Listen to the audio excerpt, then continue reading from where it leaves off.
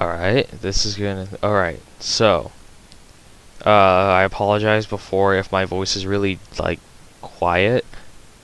I boosted my microphone's output by 20 dB, so hopefully that'll improve anything, or hopefully this won't be too loud for everyone. I could have gone up to 40, but that seemed way too loud. Okay, so let's start building stuff. The first thing we're going to be building is a NOT gate. And if you watched the video before, you would know that a NOT gate takes whatever the input is and flips it. So if you input an on, it pops out an off, and vice versa. So, some general tips for when you're making stuff in Little Big Planet, like logic gates and stuff like that. Hit start and go to small grid, and also front view is pretty helpful sometimes, or you can do game view. I'm just going to do front view for now. Front view is for if you really want to align stuff and just work like on a flat surface. That way, because as you can see, it's all just a front view, like a flat view. So, oops, I didn't mean to do that. Well, that's my name if you can't read it. Alright, so, now then, when you're making stuff like this, you want it to float. Oops, wrong button. So, you're going to make it out of this stuff, dark matter. Now, as you can probably, well, that's actually really bad reading, but anti-gravity material, very handy for creating platforms that float in midair, or for hanging things from. So, we want our gates to float. We don't want them to all just fall down once we're done making them. We want them to float up in the air and float behind panels so you can't see them, or float really high up to where you can't get them, or you can use a jetpack and fly up there if you're really cool. That way you can show off your epic mad, logic skills. So, pause. Okay, so we're going to make it out of the anti-gravity material. Now then, do that, and then you're going to want a square. Now then, there are two ways of making gates. I find one way to be easier than the other. I'm going to do the quote-unquote hard way right now. You're going to take this, and you're just going to make a rectangle. Actually, that's really big. Oops. Didn't mean to make it that tiny. Alright, so that's pretty good size. That's actually a little bit bigger than my NOT gate. I'm just going to be making these like randomly. These aren't like the most efficient designs. I'll probably make another tutorial series with the most efficient designs I can come up with. Alright, but then you're going to click down, or not click down, you're going to scale it down 2 bricks, and then you're just going to hollow out the center. Oops, shoot. Sorry about that. Alright, so now we've got this hollowed out gravity, or anti-gravity, like, box. And this is what our logic is going to be housed within. Alright, so, now then, let's think about how a NOT gate works. Okay, and another huge thing, most logic is going to be made with pistons in this, or some form of rotator or something like that. So, I'm just going to build it right now and then I'll explain it.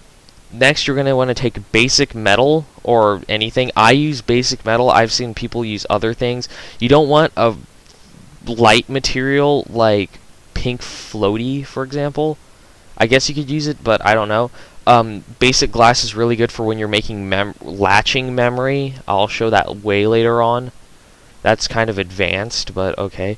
So I'm going to take basic metal, scale it to where it will fit inside of it, and put it where it's going to end up. Because eventually we want the box, it's going to be coiled up back here. We want it to shoot forward and end up here. So, put it where it's going to end up. Next, we take a piston, which is in our tool bag, or our gadgets bag, however the hell you want to call it. I can't remember what the British dude called it. And we're going to want to attach it. Now then, it is very, very important that you set up the piston correctly, otherwise your logic gates will sometimes glitch and the box will explode, basically. Or it'll just, like, I don't know what it is, actually. It'll fizzle or something like that. I don't know what you want to call it. But you do not want to let go of it right now. While the pop-it menu is still up, everything's still frozen. And actually, I should have paused before this, like paused the game box before this, but I forgot. Do it right now. So see, now the game is paused. Alright. Oops, sorry about that. Now then, this is the very important setup of this. The most important thing is it stiff? Yes, you definitely want it to be stiff. Because if you have, like, this open over here, it'll shoot out, and then it won't be stiff anymore. So it'll just go, ugh, and it'll just swing. You want it to shoot out and stay going in a linear motion. That's very important. Because if you don't, this can drop, or if in other logic gates you'll have gaps in between multiple pistons, and they'll fall over on each other sometimes, and that's very bad, because then your logic gate is completely ruined, and then it doesn't work how you want it to. Okay, so we have that. Now then, the other thing that you want to modify is the minimum length. Don't really mess around with max length. I mean, I like to bring it down to a nice whole number, but that's just me. You mess with that one later when you're fine-tuning, like, things that collide. But you want to mess with the minimum length. The minimum length you want all the way down to 0.5. Do not put it at 0. That will cause the piston to glitch and usually break things. Put it at 0.5. Alright, strength should be at 10. Strength only really matters later on when you're dealing with memory. And then the time. The time is very important when you want to determine how fast your logic is going to work. Right now, I have to be holding down the button for 4 seconds before the logic kicks in. That is really, really, really slow for my taste. The common time for logic is about 0.5. If you have a really, really well, like, fine-tuned one, which we'll do with this NOT gate, you can bring it back to 0.1. So you can have 0.1 second resolution when you're dealing with logic. Alright, but we'll deal with that in just a little bit.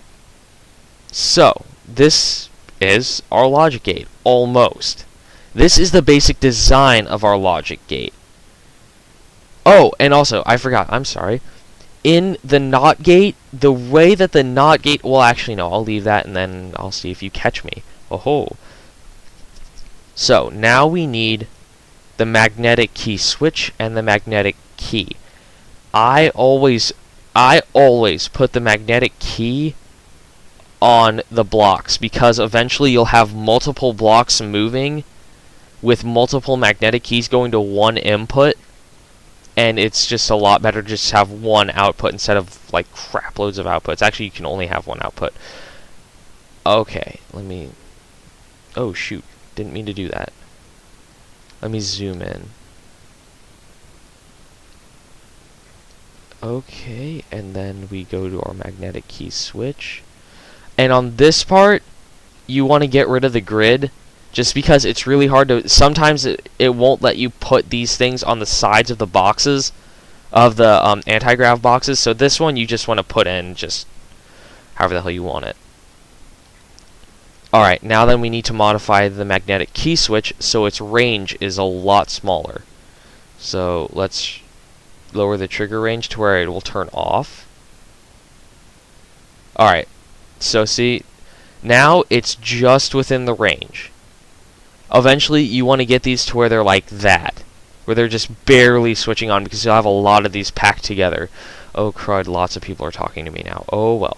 So, we've got that done. Now let's build a test platform. So for this, basically our test platform is going to be a switch.